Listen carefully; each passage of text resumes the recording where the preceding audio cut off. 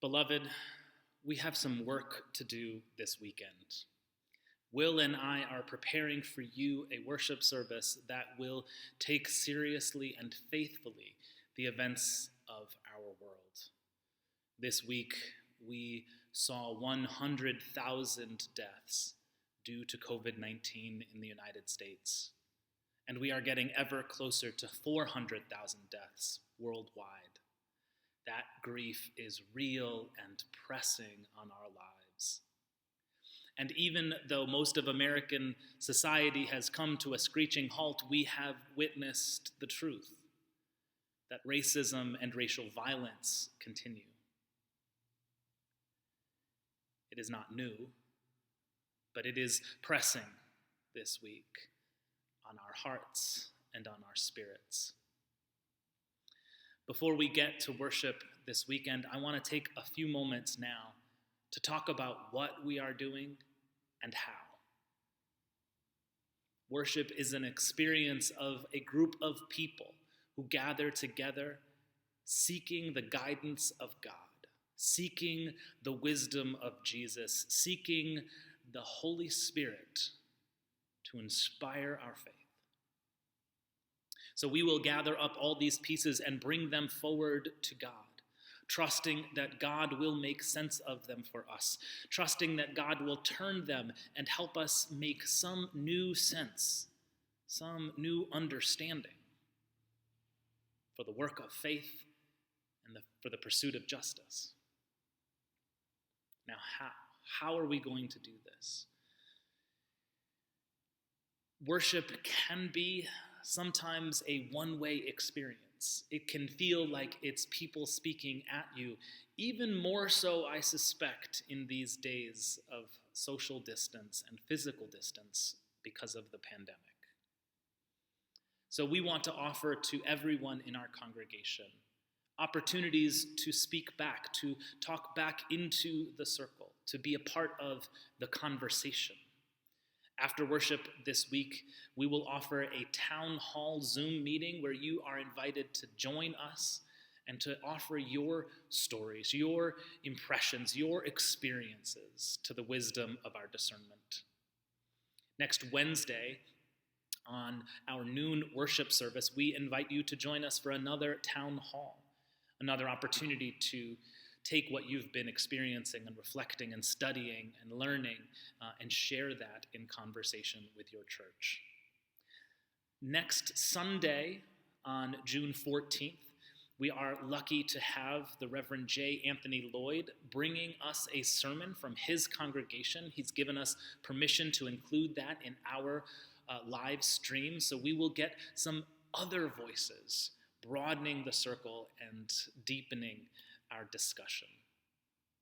And on next Wednesday, this Wednesday coming up, we are going to have a watch party on Facebook to watch The Cross and the Lynching Tree, which is a very powerful sermon by the Reverend Otis Moss III. And I encourage as many of you who can to join us in watching that together online, separate in our homes, but together in our prayer. So we want to make sure that this is a dialogue, that this is a conversation. Now, this is also true for you in your own life.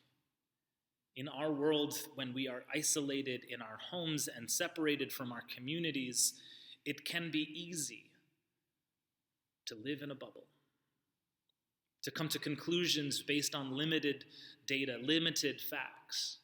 And so I encourage you to expand your circle. Reach out to other thinkers, to other wise people.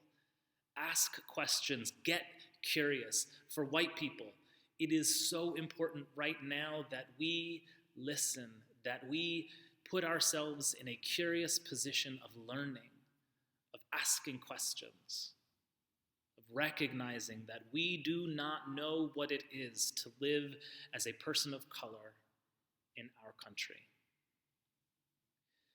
Next is the wisdom, preach from your scars, not your wounds. Which is to say that if you have a lot of volatility, if you have a lot of unresolved emotions, if you are about to explode, it is best that you take a step back and process that before bringing it into the conversation, before bringing it to your community.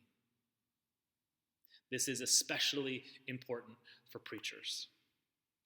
Will and I promise you that we are doing that work this week to process our personal emotions and bring to you what we think is faithful and right for the body to study and reflect on in worship. One of the aspects of that is to be very careful with our use of pronouns we and they, us and them. We are a large congregation. We are a large congregation made up of many different perspectives, nationalities, orientations, experiences, backgrounds. And so we do not want to assume that there is uniformity of opinion, that there is uniformity of party, that there is uniformity in conclusions.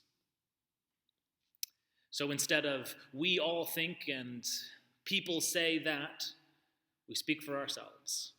Each of us is invited to offer a personal testimony, to speak in the I. Personally, I think that there is more power when you say, I believe this, or I'm struggling with this, or I don't understand this, instead of everyone or we all. Though I recognize to offer that personal testimony is not always natural nor easy. But we commit to that so that we can have a more holy and a more open and a more accessible conversation. And the last is that we want to at all times recognize one another's humanity. Every person is a beloved child of God. I'm going to say that again. Every person is a beloved child of God. Now, this is easy to say. It is not always as obvious to live out. The black bodies who are being killed in the streets are beloved children of God. And those who do the killing are beloved children of God. Those who march in the streets protesting police brutality and racial injustice are beloved children of God. Those who loot stores are beloved children of God. And those who serve and protect are beloved children of God.